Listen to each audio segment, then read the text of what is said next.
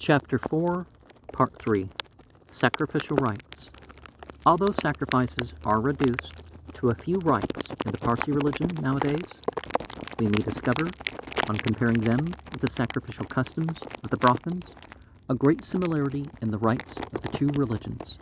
Some of the most striking of these resemblances will be here pointed out.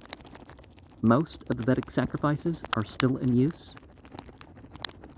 Those Brahmins who perform all the sacrifices required for going to heaven, according to the Vedic system, are called Agnihotras. Their number was very large at the time of the Peshwas, and is, even now, considerable in some of the native states, as for instance in the dominions of the Gaekwar at Baroda. The performance of the manifold sacrifices enjoined to the Agnihotras are the strict followers of the Vedic religion, entails too much expense upon an individual to be performed by many without public support. The Peshwas used to support them. Among all the Agnihotras, about 12 or 15 who presented themselves at the Dakshina meeting at Pune between the 15th of November and the 15th of December, 1861, only one could be found, and he was from the Satara, who had performed all the numerous sacrifices, some of which required from 6 to 12 days for their performance, and an outlay of many thousands of rupees. And of the sacrifices that we know of from ancient times would be the qualification. And also, many of these sacrifices, which are so-called forbidden, have just gone underground. And certainly when it comes to the human sacrifices and stuff, well, those were done, in way of war and of the state, with intentions that we don't see. So, yeah.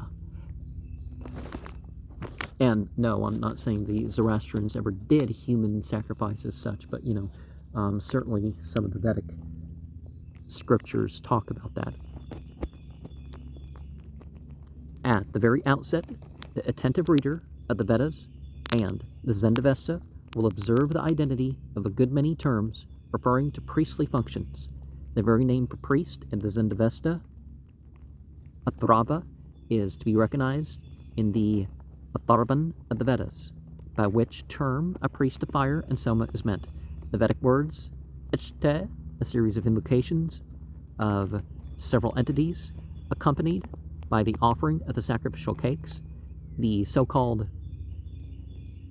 Purodasha, and Ahute, the invocation of one entity with the offering within the limits of the Ichte, are to be recognized in the Ishte and Azuite of the Zendavesta, where the original peculiar significations are lost, and only the general meanings, gift and invocation or praise have survived. The particular names of several officiating priests at the time of performing a solemn ceremony are the same in both religions.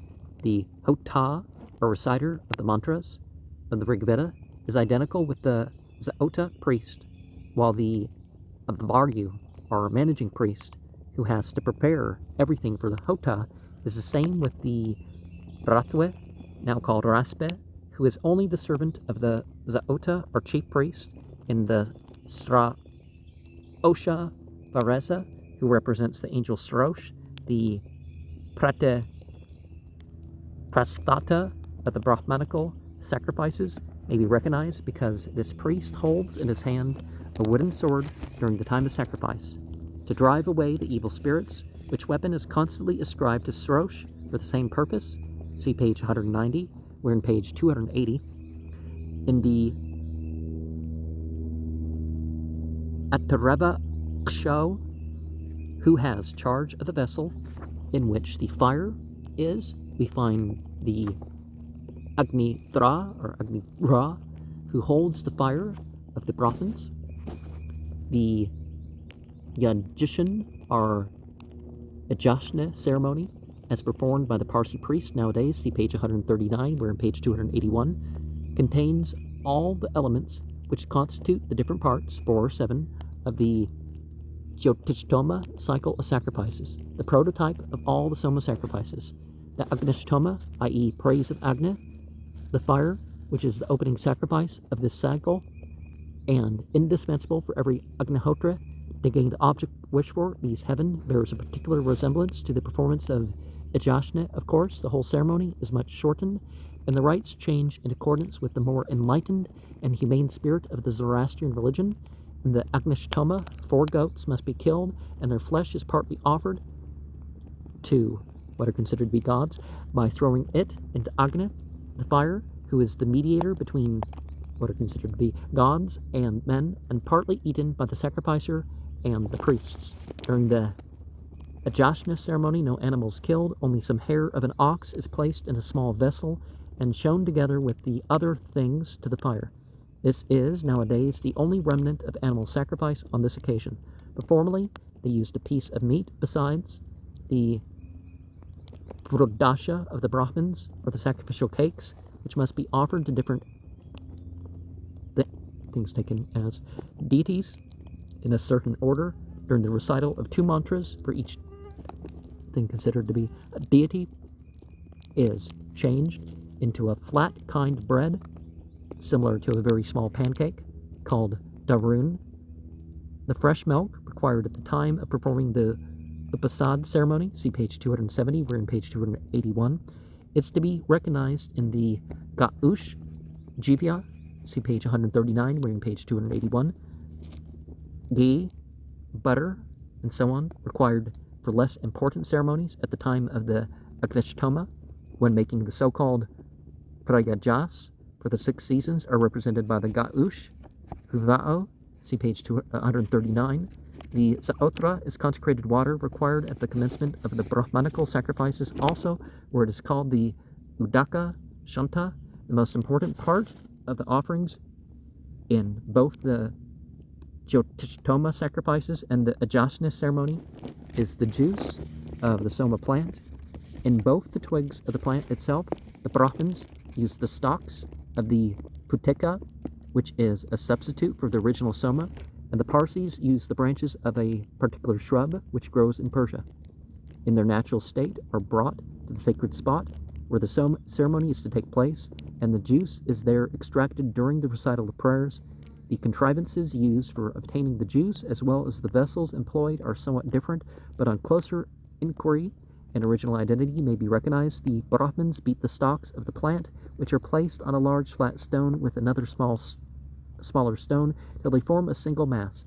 This is then put into a vessel, and water is poured over it. After some time, this water, which has extracted the greenish juice, is poured through a cloth, which serves as a strainer into another vessel. The Parsi priests use, instead of stones, a metal mortar with a pestle, whereby the twigs of the homa plant together with one of the pomegranate tree are bruised, and they then pour water over them to obtain the juice, which is strained through a metal saucer with 9 holes. This juice, para haoma, has a yellow color, and only very little of it is drunk by one of the 2 priests, the Saota, which must be present, where all the Brahmanical priests, 16 in number, whose services are required at the Jyotishtoma, must drink the Soma juice. Soma is opium, ephedra, and marijuana. And some of the chief priests, such as the Advaryu and Hota, must even take a very large quantity. The Parsi priests never throw any of the juice into the fire, but the Brahmins must first offer a certain quantity of the intoxicating juice to different things taken as deities by throwing it from variously shaped wooden vessels into the fire before they are allowed to taste the sweet liquor. The Parsi priests only show it to the fire and then drink it. Afterwards, the juice is prepared a second time by the chief priest, Saota, and then thrown into a well. These 2 preparations of the homa juice correspond to the morning libation, pratah, savana, and midday libation, madhyandina, savana, of the Brahmins. For the 3rd, or evening libation, there was no opportunity in the Parsi ritual, because no sacrificial rites are allowed to be performed in the evening or nighttime. The Bar Som Parasma, or the bundle of twigs, which is indispensable at the time of reciting Ajasna, is to be traced to one of the sacrificial rites at the great Soma sacrifices. It has hitherto been erroneously identified with the Parsis, or sacred grass. Kusha grass is used, of the Brahmins, which they spread at their sacrifices as a seat for the gods who were expected to come. But the close connection of the Bar Som with the Jasna ceremony and the circumstances that wood, branches of a particular tree, and not grass is taken, and that these branches are laid on a stand, not spread on the floor, lead to the conclusion that it does not represent the seat for the divine beings, as the Kusha grass does. It refers in all likelihood to a peculiar rite at the great Soma sacrifices, which is as yet little known, but about which the author had an opportunity of obtaining oral information. At the time of the Soma libation, called Savana, which is to be performed 3 times on the same day from 8 to 12 a.m., morning libation, 1 to 5 p.m., midday libation, 6 to 11 p.m., evening libation, the 3 Samaveda priests, the Udgata, the Prastota, and the Prataharta, require a certain number of wooden sticks to be placed in a certain order when chanting the sacred samans, verses of the Samaveda.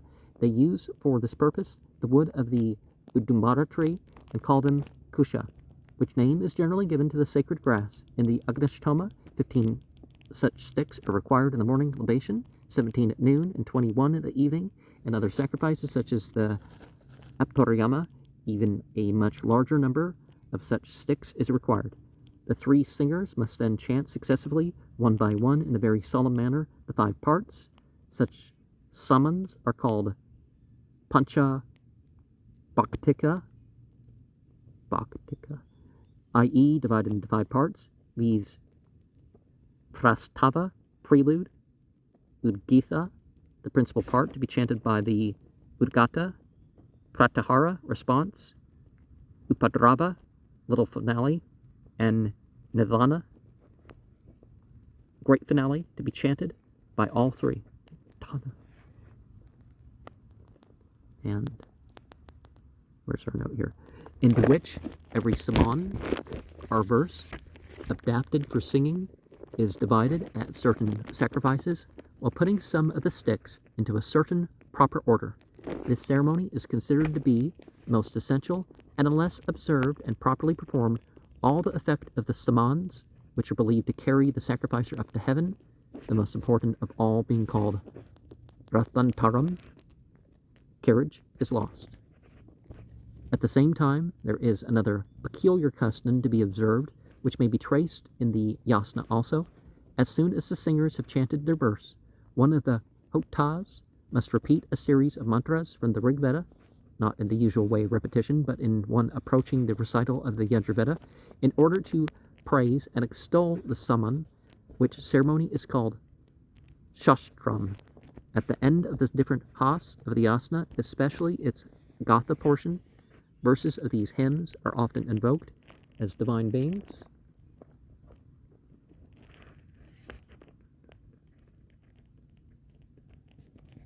As in Yasna 19.6, see page 186, we're in page 284.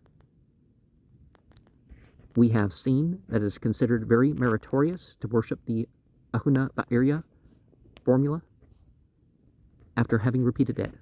With regard to the division of the samans into 5 parts, it may be remarked that the Ahuna Ba'irya formula, which is as important for the Parsis as the Rathantaram saman was for the Vedic Brahmins, was also divided into 5 parts. See page 188, we're on page 284.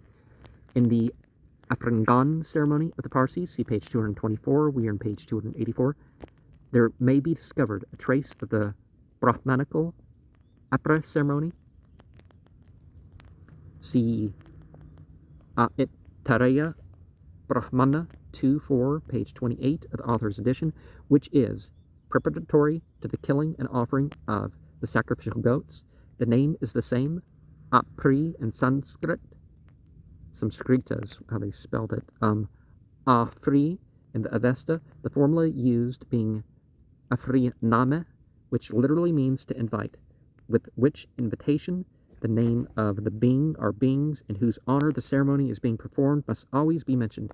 The Parsis mention the name of a deceased person are of an angel. The Brahmins insert the names of different things taken as deities. See Yaskaz, Nirukta 8, 4-21, and Max Muller's History of Ancient Sanskrit Literature, page 463 to 467. There are 11 invocations, who are expected to come and enjoy the meal prepared for them. These solemn invitations being accompanied with a blessing, the Parsis understand by the ceremony a benediction, which form it seems to have assumed at a very early time. The Darsha, Purnama, Ishta, new and full moon sacrifice, seems to correspond with the Darun ceremony of the Parsis. Both are very simple. The Brahmins use chiefly the Purodasha, or sacrificial cakes. The Parsis, the sacred bread, Darun, which corresponds to the Purodasha. The Chaturmasya, Ishte, or the sacrifice offered every 4 months, or 2 seasons, corresponds to the Gahanbar ceremony of the Parsis, which is celebrated 6 times a year. Sacrificing animals was essential for the proper performance of these ceremonies among the Parsis until recent times. So it is with the Brahmins also. But as to animal sacrifice, there is always a great difference between the Brahmanical and Zoroastrian rites. The Brahmins must throw some parts of the slaughtered animal, such as the vapa, peritonium, into the fire, while the Parsis simply consecrate the flesh and eat it as a solemn meal without throwing anything into the fire. Such occasions, even the Brahmins nowadays also eat some of the flesh. Now, in the biblical tradition, they remove, the sinew of the thigh or something like that?